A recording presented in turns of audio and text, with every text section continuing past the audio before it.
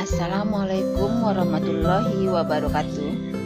Ananda, kembali kita dengan materi pelajaran sifat koligatif larutan. Seperti yang pernah Bunda jelaskan, bahwa sifat koligatif larutan terbagi 4, yaitu yang pertama, penurunan tekanan uap dilambangkan dengan delta P.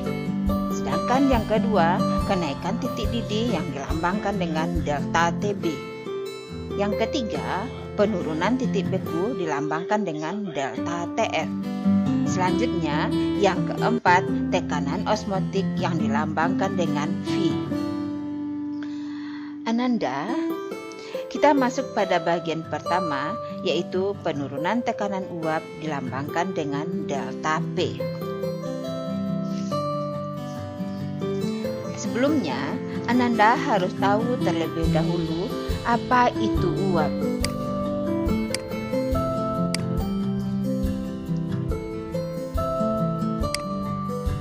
Lihat, Bunda memanaskan satu gelas kimia yang berisi air, disertai dengan ilustrasi ikatan antar molekul.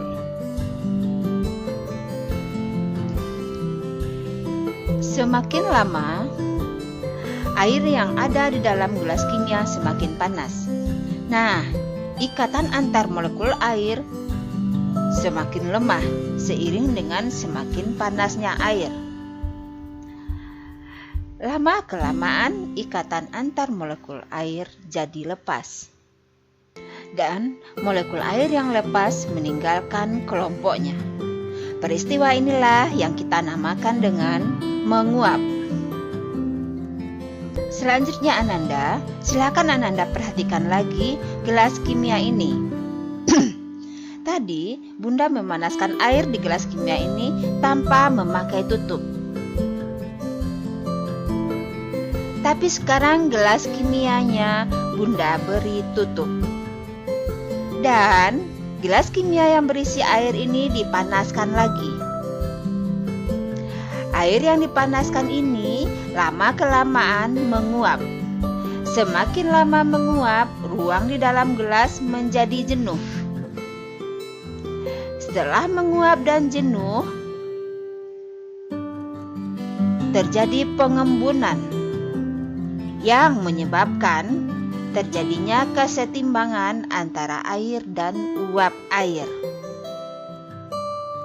Nanda, mari kita lihat lagi gelas kimia yang berisi air yang dipanaskan ini. Sewaktu air mendidih, di permukaan air sudah terlalu banyak uap air, tutup gelas kimia terangkat-angkat atau bergerak-gerak. Nanda, pergerakan tutup itulah yang disebabkan oleh tekanan uap. Dan tekanan uap dilambangkan dengan P. Semakin dipanaskan, suhu semakin naik dan semakin banyak uap air. Sehingga tekanan uap yang dihasilkan semakin besar. Berikutnya, Bunda memanaskan 2 gelas kimia. Pada gelas kimia pertama, Bunda isi dengan air atau kita sebut dengan pelarut murni. Pada gelas kimia kedua, Bunda isi dengan larutan gula. Kemudian dua-duanya Bunda panaskan. Mari amati apa yang terjadi. Pada gelas kimia pertama, terjadi penguapan. Di sini diilustrasikan dengan yang menguap sebanyak 5 molekul air. Sedangkan pada gelas kimia kedua, diilustrasikan air yang menguap sebanyak 3 molekul air. Kenapa terjadi perbedaan dengan lama waktu pemanasan yang sama? Kenapa jumlah molekul air yang menguap pada gelas kimia kedua lebih sedikit? Pada gelas kimia kedua yang dipanaskan adalah larutan gula. Di mana pada larutan ini ada zat terlarut gula dan pelarutnya air. Dalam larutan ini ada interaksi antara zat terlarut dengan pelarut dan ada interaksi antara pelarut dengan pelarut, sehingga menghalangi molekul air untuk bebas menguap. Sedangkan pada gelas kimia pertama hanya ada interaksi antara pelarut dengan pelarut, sehingga dibandingkan gelas kimia kedua yang berisi zat terlarut dan pelarut, gelas kimia pertama lebih bebas untuk menguap, sehingga molekul air yang lepas dari kelompoknya lebih banyak dan tekanan uap lebih tinggi. Sedangkan pada gelas kimia kedua yang berisi larutan gula lebih sulit untuk menguap, maka molekul air yang lepas dari kelompoknya menjadi lebih sedikit. Akibatnya tekanan uapnya lebih rendah. Kesimpulan: semakin banyak zat terlarut dalam larutan, maka tekanan uap larutan jadi semakin kecil. Kenapa? Karena semakin banyak zat terlarut yang menghalangi pelarut untuk menguap. Dan semakin tinggi konsentrasi larutan, semakin kecil tekanan uap larutan. Kenapa? Karena semakin tinggi konsentrasi larutan, artinya zat terlarutnya makin banyak.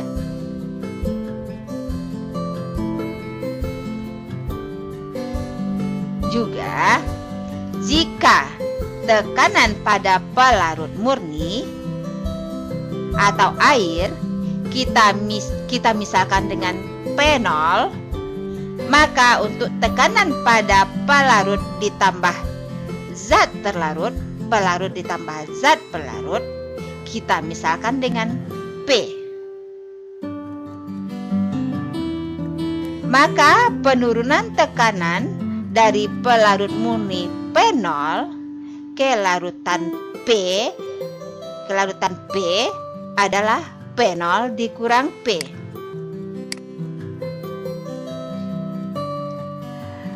Penurunan sama dengan selisih. Penurunan sama dengan selisih. Dan selisih adalah delta. Jadi, bisa kita lihat di sini delta P sama dengan P0 dikurang P.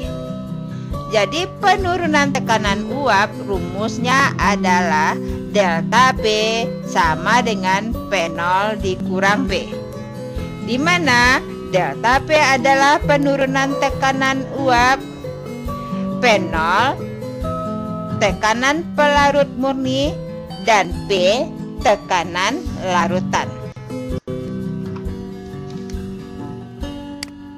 Sedangkan rumus yang berhubungan dengan penurunan tekanan uap adalah yang pertama yang kita dapatkan sebentar ini, yaitu delta P sama dengan P0 dikurang P. Yang kedua, kita juga telah memiliki P sama dengan P0 dikali XP. Itu pelajaran kita yang telah lewat, di mana delta P penurunan tekanan uap, P0 adalah tekanan uap pelarut murni, dan P adalah tekanan uap larutan. Sedangkan XP adalah fraksi mol pelarut.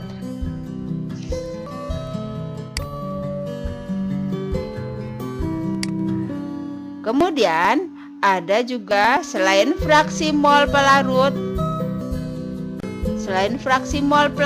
juga ada fraksi mol zat terlarut, yaitu dilambangkan dengan XT. Sedangkan rumusnya adalah fraksi mol zat terlarut sama dengan mol zat terlarut per mol zat terlarut ditambah dengan mol pelarut, di mana rumusnya adalah NT per NT ditambah NP.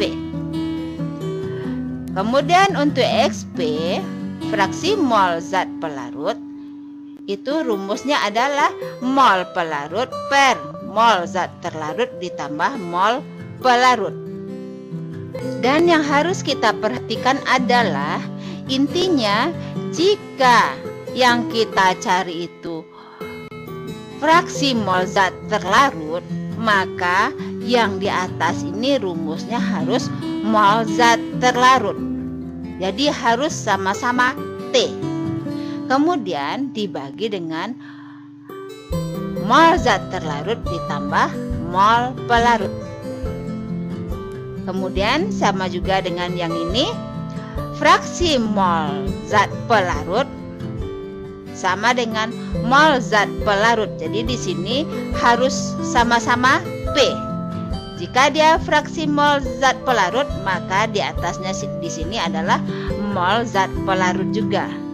Per NT ditambah NP per mol zat terlarut ditambah mol zat pelarut,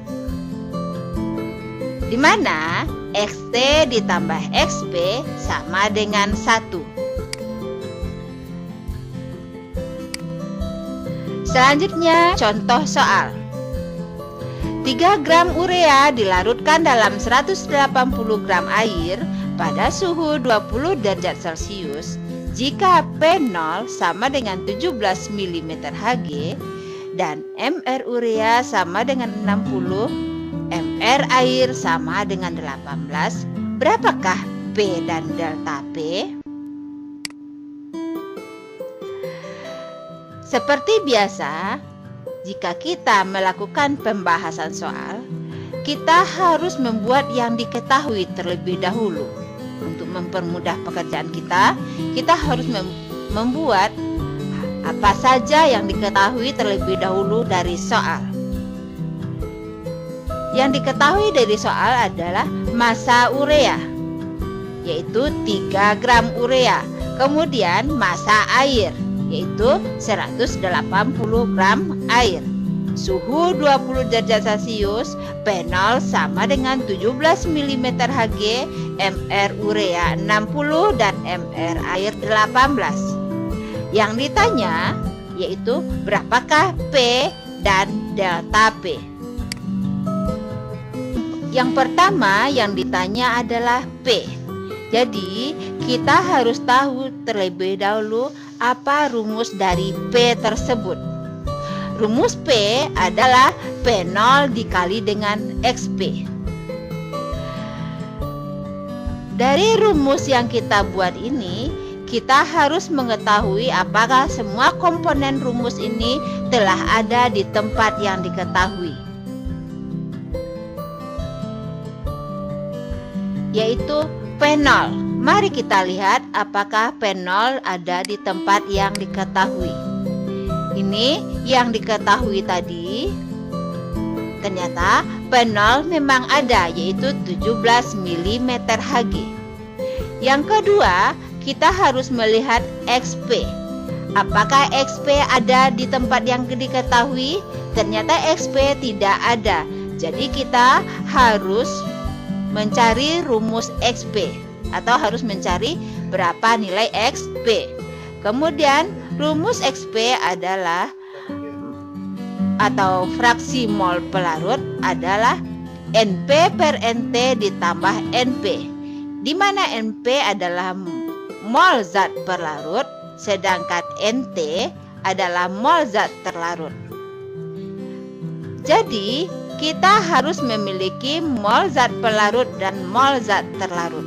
Apakah di tempat yang diketahui tadi ada mol zat pelarut dan mol zat terlarut? Tidak ada. Ternyata kita harus mencari mol zat pelarut dan mol zat terlarut. di mana rumus mol adalah gram per mr atau mm.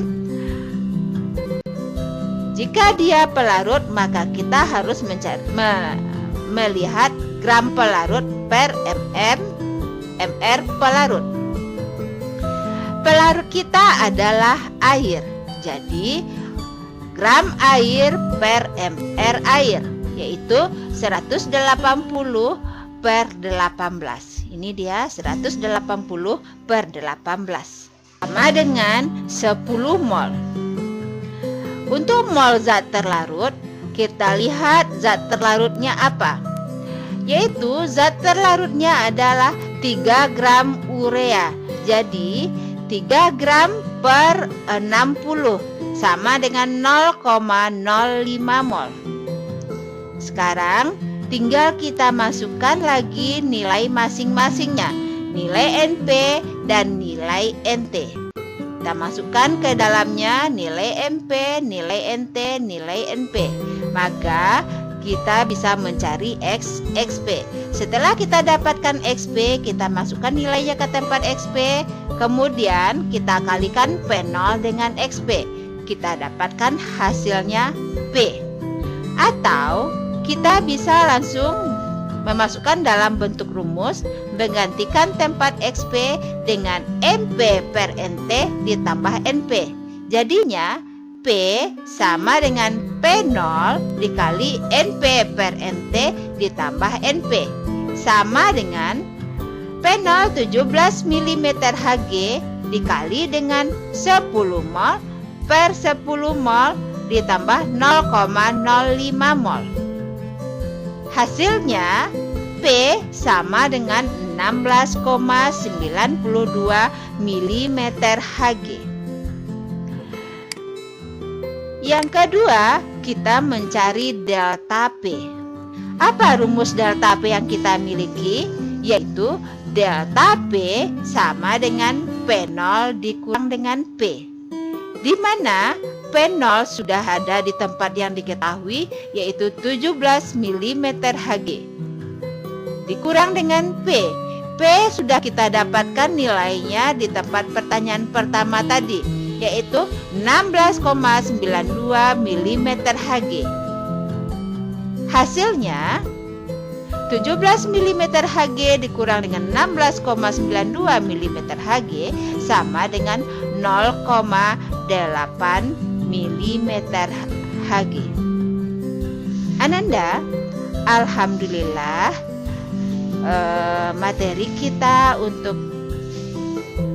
sifat koligatif larutan yang ini kita sudahi dulu. Nanti kita sambung lagi dengan materi sifat koligatif larutan elektrolit dan non-elektrolit yang berisi faktor Van Hoff. Terima kasih.